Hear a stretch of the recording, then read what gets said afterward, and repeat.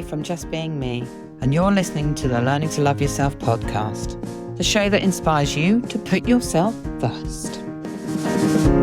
Learning to love yourself on the path to happiness. Learning to love yourself on the path to happiness. Hello, I'm Jenny Field, and welcome back to my podcast. Today, I want to talk to you about being calm and how that happens. It's that feeling that you're in control of you and you are okay. We're coming up to one of the most exciting times of the year, but also one of the most exhausting and stressful ones. So when you're doing your Christmas diary of when everything needs to happen, it's really important to make sure that you add daily self-care into your schedule. We tend to lose that time when we get busy. We don't prioritize it. In fact, it's often the last thing we do. But actually, when we take care of our mental health as well as our physical health, we are so much more productive. We make less mistakes and generally feel so much better. It's important to realize that looking after you isn't selfish. It can't be, because you being the best that you can be will have a direct effect on others. We absorb others' energy. So sharing your positive energy is a great thing to do.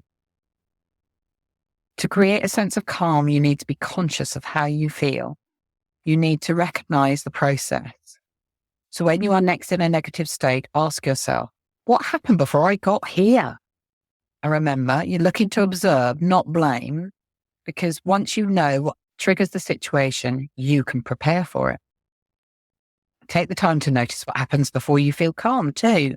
What triggers your calmness?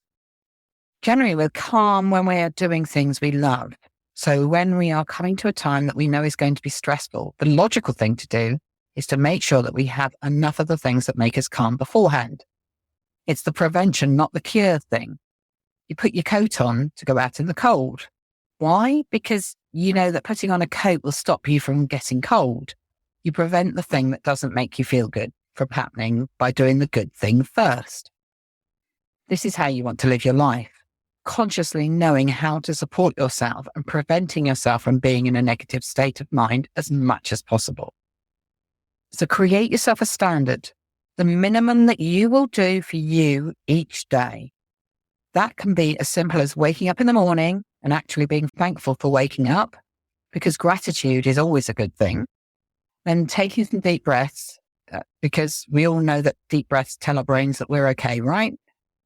Then tell yourself that today is going to be a good day, and repeat some affirmations so that your brain is hearing positives from the very start of the day. If you're the sort of person that reaches for your phone first thing in the morning, then put an affirmation on your lock screen or add a photo that makes you smile.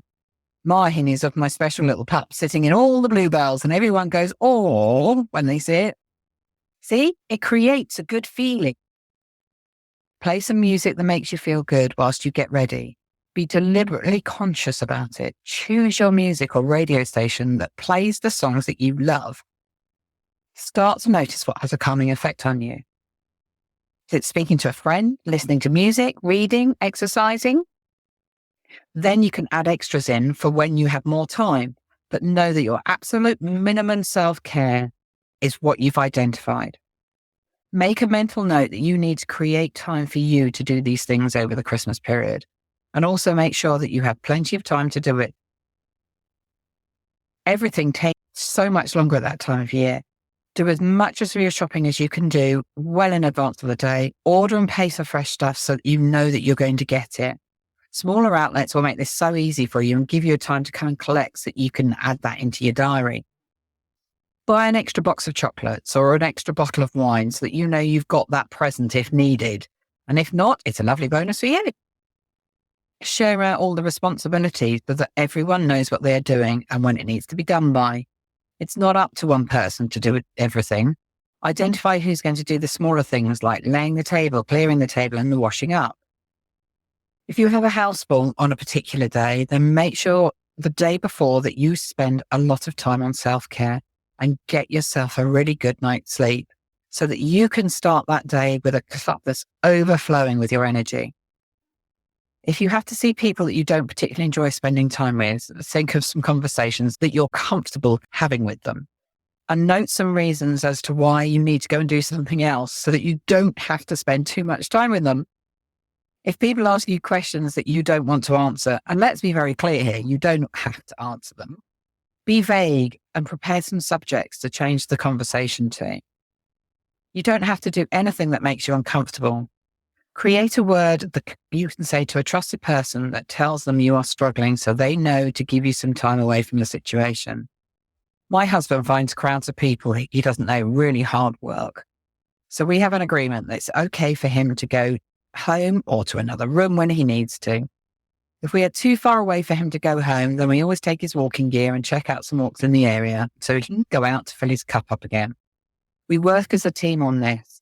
So it's important to identify your limits and tell someone, because then the others don't find it odd if I just say, he's going for a walk, as it's obviously not a problem for me, so they don't worry either.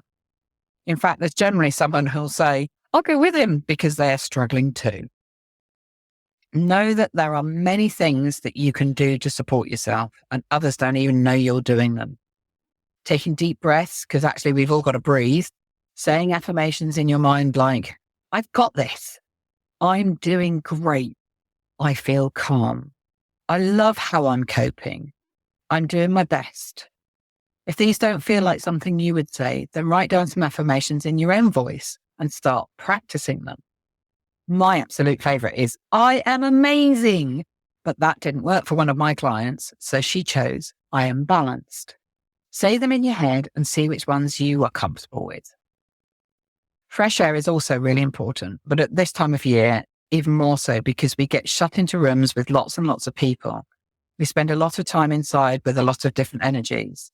So it's good to fling open the windows and clear them all out and start again. Before everyone arrives, open all the windows for 10 minutes and do the same after they've all gone. During the day, stand by an open window or door, taking in some good deep breaths. It's a quick, simple boost. But if you can go for an actual walk, that's even better. Fresh air will always create a sense of calm, so add that to your toolbox for coping. It's okay to take a couple of minutes out. No one will notice a short break, so go take one. The Oxford Dictionary definition of calm is not showing strong emotions, the absence of strong emotion, and to make someone quiet and tranquil. So from this, we can identify that you need to prepare ways that create calmness for you, and then create extra strategies to put in place when you are in stressful situations. Prevention is always better than cure, but sometimes we have to do things that are harder for us. So create a nice thing for you to do afterwards as well. Make that time for you in your diary to look after you. See you soon. Thanks for listening today. If you'd like to know more, you can find all the links down below. Oh, and don't forget to press subscribe so you can catch the next one. See you soon.